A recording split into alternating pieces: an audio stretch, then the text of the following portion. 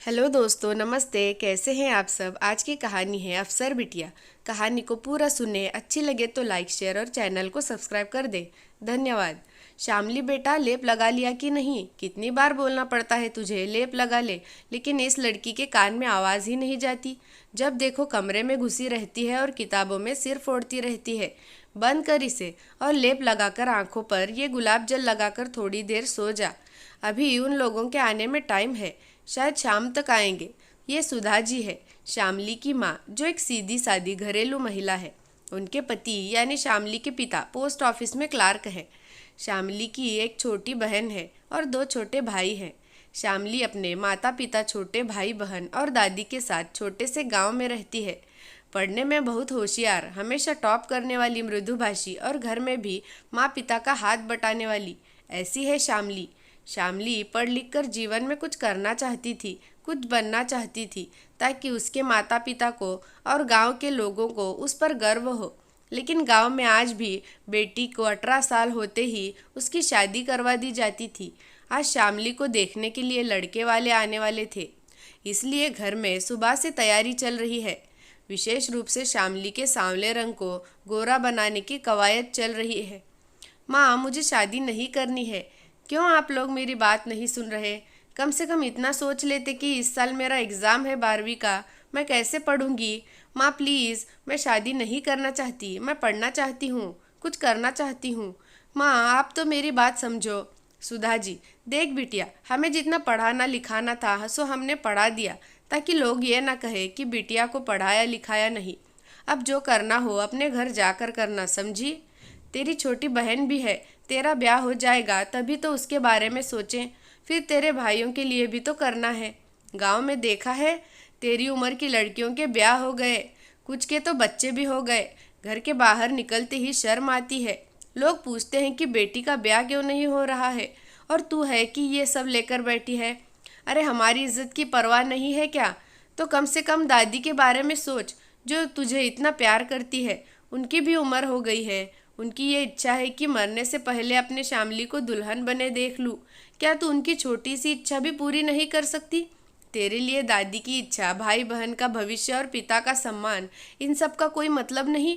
नहीं माँ, ऐसा नहीं है, लेकिन आप लोग परीक्षा तक भी नहीं रुक सकते। सुधा जी, अब ये सब तो लड़के वालों की मर्जी पर है। अगर शादी की जल्दी नहीं करेंगे तो परीक्षा के बाद शादी की तारीख रखने की बात करूंगी तेरे पिताजी से, ठीक है? अब ये सब बंद कर और लेट जा, मैं लेप लगा देती हूँ। फिर मुझे और भी काम है। शामली ने बहुत कोशिश की, लेकिन वो शादी को नहीं रोक पाई और परीक्षा से पहले ही उसकी शादी करके उसे ससुराल भेजकर माँ पिता ने अपनी जिम्मेदारी पूरी कर ली। शामली के सारे सपने बिखर गए। उसे घर से विदा होने का, माता पिता, भाई बहन और दादी से दूर होने का दुख कम और अपने सपनों के बिखर जाने का दुख ज्यादा था। आज शादी के 5 सालों के बाद शामली के सास ससुर अपने बेटे के घर आ रहे थे। शामली के पति पढ़े लिखे, खुले विचारों वाले व्यक्ति थे और सास ससुर पुराने रीति रिवाज और परंपराओं को मानने वाले। शामली के पति बैंक में एक अच्छी पोस्ट पर है। शामली ने जब से उनके आने की खबर सुनी है, वह परेशान हो उठी। उसका किसी काम में मन ही नहीं लगता। शामली ने कहा सोम यानी शामली के पति को, माँ पिताजी आने वाले हैं, क्या करे समझ नहीं आ रहा है। और उन्हें जब ये सब पता चलेगा तो क्या होगा? मुझे तो अभी से घबराहट हो रही है। आप तो माँ पिताजी के विचारों को अच्छी तरह से जानते हैं। सोम, शामली तुम क्यों परेशान हो रही हो? और कभी ना कभी तो पता चलना ही है। लेकिन सोम, कुछ नहीं, अब सो जाओ, कल सुबह जल्दी स्टेशन जाना है। उन लोगों को लेने के लिए टाइम से स्टेशन नहीं पहुँचे तो हम लोगों की खैर नहीं। दूसरे दिन सुबह सोम और शामली स्टेशन पर पहुंच गए। माँ पिताजी स्वागत किया और उन्हें घर ले आए। आज सोम ने भी छुट्टी लिया हुआ था ऑफिस से, तो सारा दिन बातों में कब गुजर गया पता ही नहीं चला। शामली ने रात का खाना बनाया और सोम से कहा, सोम मुझे तो जाते हुए डर लग रहा है, क्या करूं? सोम ने कहा, वही करो जो हमेशा करती हो, मैं सब संभाल लूँगा, तुम चिंता मत करो। सोम, बहू कहाँ है? शाम से दिखाई नहीं दी, बाजार गई है क्या? तो तुम भी उसके साथ चले जाते, अकेले क्यों जाने दिया? सोम को बात करने का यही मौका सही लगा। इन लोगों को सब बता देना चाहिए। सोम, माँ शामली ड्यूटी पर गई है, आज उसकी नाइट शिफ्ट है। माँ, ड्यूटी पर गई है, नाइट शिफ्ट है, इसका क्या मतलब हुआ? सोम, माँ शामली एक पुलिस इंस्पेक्टर है और एक हफ्ते उसकी नाइट शिफ्ट है। माँ, सोम ये सब क्या फालतू बकवास कर रहा है तू? इसलिए तू बहू को यहाँ लाया था कि उसे नौकरी करवाएगा? तेरी कमाई से घर नहीं चलता क्या? तूने उसे नौकरी करने की इजाज़त कैसे दी? और हम क्या मर गए हैं? हमें पूछने की ज़रूरत नहीं समझी तूने? अरे जब गांव में लोगों को ये पता चलेगा कि बहू नौकरी करती है और रात रात भर घर से बाहर रहती है तो लोग क्या सोचेंगे? हमें तो कहीं मुंह दिखाने लायक नहीं छोड़ा तूने। सोम के पिताजी, आप देख रहे हैं ये सब क्या हो रहा है, कुछ बोलते क्यों नहीं? क्या बोलूँ सोम की माँ, जब इसने हमें मरा हुआ समझ ही लिया है तो क्या कर सकते हैं? बेटा हमारा पिंडदान भी कर देते और हमें बता देते कि हम तुम्हारे लिए मर चुके हैं तो यहाँ आकर बहू के हाथों अपने मुंह पर कालिक तो नहीं पुतवाते। सालों से इतनी जायदाद किसके लिए बनाई हमने? तेरी शादी गांव की लड़की से इसलिए कराई कि वो घर बार सहेजे, हमारी सेवा करे, घर की परंपरा निभाए, इसलिए नहीं कि पराए मर्दों के साथ रात रात भर बाहर रहे। तुझे पैसे चाहिए थे तो हमसे कहता या गांव आ जाता। हम तो हमेशा से ही कहते आए कि तुझे नौकरी करने की क्या ज़रूरत, लेकिन तूने हमारी एक नहीं सुनी और अब ये सब कर रहा है। सोम, माँ पिताजी आप लोग ये सब क्या बोल रहे हैं? दुनिया कहाँ से कहाँ चली गई है और आप लोग आज भी इन सब बातों में फंसे हुए हैं कि घर की बहू बेटियों को पढ़ने लिखने का, आगे बढ़ने का और अपने सपने पूरे करने का कोई हक नहीं। जब सृष्टि के बनाने वाले बिना शक्ति के कुछ नहीं है तो हम उनके बनाए हुए मनुष्य के बिना शक्ति के इस समाज को कैसे चला पाएंगे, कैसे रह पाएंगे? और मैं कौन होता हूँ शामली को इजाज़त देने वाला? माँ, क्यों, यह कौन सी बात है? तेरा ब्याह हुआ है उससे, तू जो चाहेगा वही उसे करना होगा, समझा? सदियों से यही होता आया है। ब्याह के पहले जो चाहे करे, लेकिन ब्याह के बाद तेरी मर्जी के बिना वो खाना भी नहीं खा सकती। सोम, गलत कह रही है माँ आप। माँ, क्या गलत कह रही हूँ? तेरा ब्याह नहीं हुआ है उससे? सोम, माँ मेरा शामली से ब्याह हुआ है, इसका मतलब ये नहीं कि मैं उसका मालिक हूँ। ब्याह का मतलब जीवन साथी होना है, ना कि उसका मालिक बनना। मैं उसके सुख दुख में उसका साथ दूँ और वह मेरा। यदि मैं अपनी मर्जी से अपना जीवन जी सकता हूँ तो शामली को भी पूरा अधिकार है अपना जीवन अपनी मर्जी से जीने का। शादी के पहले ही जब मैं शामली से मिलने गया तो शामली ने मुझे बता दिया था कि वह पढ़ना चाहती है, जीवन में कुछ करना चाहती है, लेकिन उसके माता पिता ज़बरदस्ती उसकी शादी करवा रहे हैं। तभी मैंने सोच लिया था कि शामली के सपनों को पूरा करने में मैं उसकी मदद ज़रूर करूँगा और मैंने शामली से ये वादा भी किया था। पिताजी, शामली बहुत ही होनहार है, बस उसे हम सबके साथ की ज़रूरत है। एक दिन आप लोगों को ज़रूर उस पर गर्व होगा। गर्व होगा कि नहीं ये तो पता नहीं, लेकिन शर्मिंदगी ज़रूर हो रही है कि हमने तुझ जैसी औलाद के लिए इतनी मन्नतें मांगी। इससे तो अच्छा भगवान हमें औलाद ही नहीं देता, कम से कम इज्जत से तो मर सकते। अब तक लोगों के यही सवाल थे कि लड़के के ब्याह को सालों हो गए, कुछ शुभ समाचार नहीं, लेकिन अब इस बात का पता चलेगा तो लोग हमारे दरवाजे पर आएंगे क्या? क्या मुंह दिखाऊंगा गांव समाज में? माँ पिताजी आप लोग ये किस तरह के विचारों में उलझे हैं? आज दुनिया में लड़कियों ने क्या क्या मुकाम नहीं हासिल किया। दुनिया भर की छोड़िए, अपने देश में लड़कियों ने, महिलाओं ने कितना कुछ किया। आज लड़कियां फाइटर प्लेन तक उड़ा रही है, अपने देश की रक्षा कर रही है। अब हम उस समय में नहीं हैं जब देश में कोई पहली शिक्षिका, पहली नेता या पहली महिला पुलिस अफसर बनी है। ना जाने कितनी ही महिलाएं आज हर क्षेत्र में देश का नाम रोशन कर रही हैं। और ये हमारे बनाए गए रूढ़िवादी परंपराओं का समय नहीं, संविधान का समय है, कानून का समय है।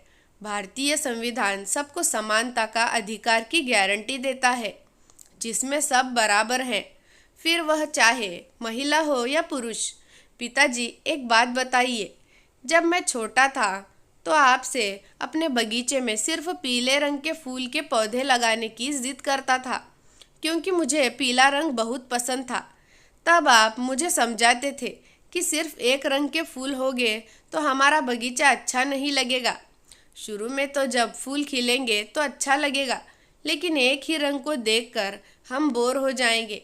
रंग बिरंगी तितलियाँ, सुंदर सुंदर चिड़िया जो बगीचे में आती है वह भी नहीं आएंगी और फिर हमारा बगीचा फूलों से भरा होकर भी किसी काम का नहीं रहेगा।